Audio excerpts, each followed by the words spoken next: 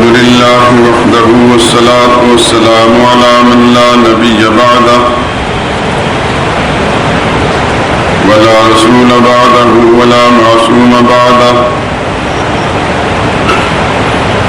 أما بعد فأعوذ بالله من الشيطان الرجيم بسم الله الرحمن الرحيم لقد جاءكم رسول من أنفسكم عزيز عليه ما عنتم حريص عليكم بالمؤمنين رؤوف رحيم فإن تولوا فقل حسبي الله لا إله إلا هو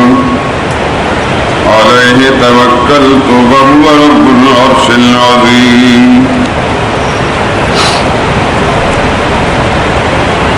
لوگوں تمہارے پاس تم ہی میں سے ایک پیغمبر آئے ہیں، تمہاری تکلیف ان کو گرا معلوم ہوتی ہے اور تمہاری بھلائی کے بہت خواہش مند ہیں، اور ایمان والوں پر نہایت شفقت کرنے والے اور مہربان ہیں۔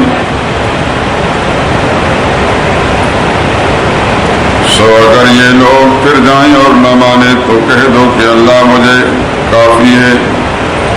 اس کے سوا کوئی عبادت اور پکار کے لائق نہیں، اسی پر میرا بھروسہ ہے اور وہی عرش عظیم کا مالک ہے۔ قال رسول اللہ صلی اللہ علیہ وسلم ان اللہ اصطفى من ولد ابراہیم اسماعیل ومن ولد اسماعیل بنی کنانہ ومن بنی کنانہ قریشا ومن قریش بنی ہاشم واصطفانی من بنی ہاشم او کما قال علیہ الصلاۃ والسلام۔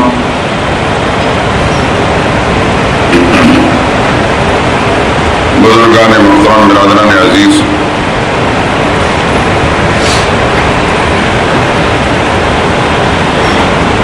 کہ گزشتہ جمعے کو چھوڑ کر اس سے پہلے چند ہفتوں سے ایک نیا مضمون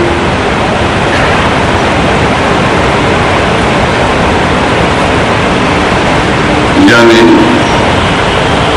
سرور کائنات محمد مصطفیٰ صلی اللہ علیہ وسلم کی سیرت طیبہ اور حیات مقدسہ اس انداز سے بیان کرنا کہ اس میں آپ کے خاندان کے اہم افراد کا تعارف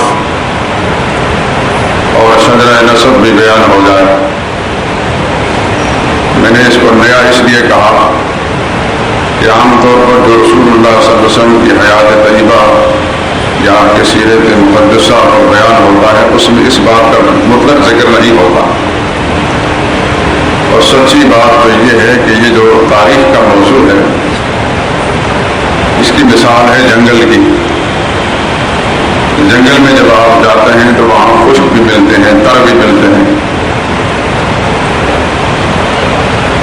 جھاڑ جنگال بھی ہیں، کانٹے بھی ہیں، پھول بھی ملتے ہیں۔ یہ کافی تکلیف دہ مراحل سے گزرنا پڑتا ہے، بہت دماغ سوزی کرنا پڑتی ہے، بہت ساری چیزوں کا مطالعہ کرنا پڑتا ہے، اس میں سے اپنے مدعا کو تلاش کرنا پڑتا ہے، اور اتنی تکلیف عام طور پر لوگ اٹھاتے نہیں۔ میں نے پہلے سے یہ ایک عزم کیا تھا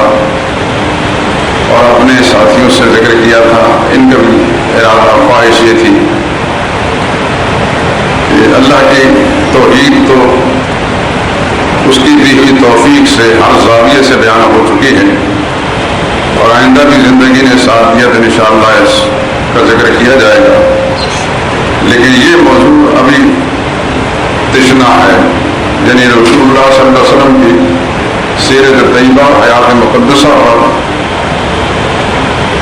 اگر بیان ہوا بھی ہے تو بہت سرسری سا، جس تفسیر کا وہ طالب ہے، اور میں یہ سمجھتا ہوں کہ ہمارا جمعے کا جو خطبہ ہے، میں اپنے طور پر اس کو ایک درس و تدریس کی محفل سمجھتا ہوں۔ میں یہ چاہتا ہوں کہ یہاں آنے والے حضرات کچھ لے کر جائیں، اپنے ذہنوں کے اندر بھی اگر کوئی مغالطے ہیں وہ بھی دور ہو جائیں، دوسروں کے مغالطے بھی دور کرنے کی ان میں صلاحیت پیدا ہو جائے۔ وقت گزاری میرا مزاج نہیں ہے، الحمدللہ العظیم، شروع سے آپ حضرات جو یہ باقاعدہ نمازی ہے وہ سمجھتے ہیں کہ میں نے ہر موضوع کو جو چھیڑا ہے، تو مجھے جو اللہ نے استعداد اور توفیق بخشی ہے، اس میں میں نے کوشش کی ہے کہ اس کے ہر پہلو کو اجاگر کروں۔ باقی فوق کل ذی علم علیم، ہر جاننے والے کے اوپر جاننے والا ہے، ہمیں اس بات کا مطلق دعویٰ نہیں، میں تو ایک ادنا سا طالب علم ہوں، اور زندگی آخری سانس تک طالب علم ہی رہوں گا۔ مجھے زندگی میں کبھی بھی ایک پل کے لیے مغالطہ نہیں ہوا، غلط فہمی نہیں ہوئی کہ میں مولوی بن گیا ہوں۔ لوگ چاہے کچھ بھی سمجھیں، میں ایک طالب علم ہوں، اور طالب علم کا کام تجسس تلاش ہوتا ہے، جو کچھ خود سمجھ میں آتی ہے اپنے دوسرے ساتھیوں کے سامنے۔ آپ بھی طالب علم ہیں، میں بھی طالب علم ہوں۔ یوں کہہ لیجیے کہ اس موضوع کے اعتبار سے یا یہ دینی موضوعات کے اعتبار سے میں آپ سے سینئر طالب علم ہوں، عمر کے اعتبار سے چھوٹا ہوں بہت سے بزرگوں کے مقابلے میں، لیکن اس لائن کے اعتبار سے آپ یوں کہہ لیجیے میں سینئر ہوں۔ اس لیے جو کچھ بھی میں مطالعہ کرتا ہوں، جو سیکھتا ہوں، آپ حضرات کے سامنے رکھ دیتا ہوں۔ ہم ہیں سارے طالب علم۔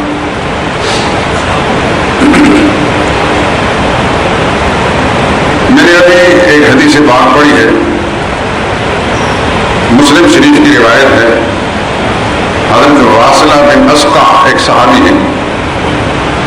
وہ راوی ہے اس کے، جناب رسول اللہ صلی اللہ علیہ وسلم نے ارشاد فرمایا ان اللہ اصطفیٰ من ولد ابراہیم اسماعیل، اللہ نے ابراہیم علیہ السلام کی اولاد میں سے حضرت اسماعیل کو چن لیا۔ حضرت ابراہیم کی اولاد تو یوں اور بھی تھی، نمایاں طور پر سیدنا اسحاق علیہ السلام ہیں، اور اسحاق علیہ السلام کی اولاد میں سے سارے بنی اسرائیلی پیغمبر